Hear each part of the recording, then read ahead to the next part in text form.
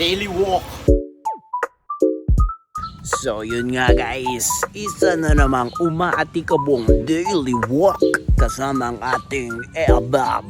So medyo ngayon lang ulit nakabalik, no? Kasi medyo nag-uulan itong nakaraang araw.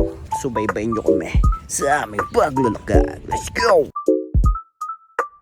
Yung nakakalahati na kami, no? Wow, sinungaling. Joke lang. Medyo ano pa lang, konti pa lang naman. Medyo kalahati na siguro yung puwersang nagamit. Pero go lang ng go. Yo guys, 1/4 na kami, no?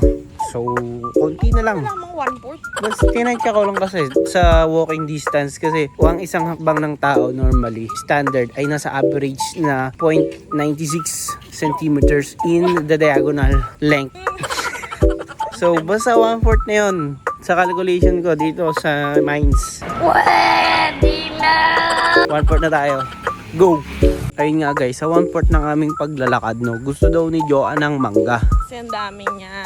Isang ganun. Isang piling. Nag-walking kami dito, gusto pa magnakaw ng mangga. Aba, nandito tayo para mag-ehersisyo, no? Hindi para magnakaw ng mangga.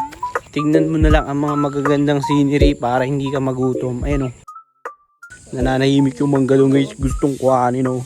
Kaya nga ano guys, di man ako pinagpapawisan dito sa mga lakad na to. Diba talaga pagka preparado ka sa ginagawa mo, sa buhay mo.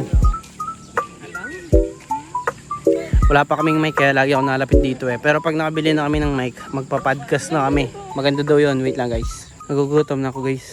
Nasa kalahati pa lang kami. Sabi ko sa'yo. Ako naman ang nagutom. Hindi ko alam bakit. Nandito tayo para mag-ehersisyo. Eh, lagi ka naman gutom din. Guys, nagugutom na talaga ako. Para na ako mahihimatay. Uwi naman nito. Si uwi naman. Sana makaabot kami doon sa dulo. Bantayan nyo ako guys habang naglalakad. Jogging na kami guys, gutom na ako. Na-survive ko guys ang daily walk ng gutom. Samahan nyo kami sa mga susunod na kabanata guys.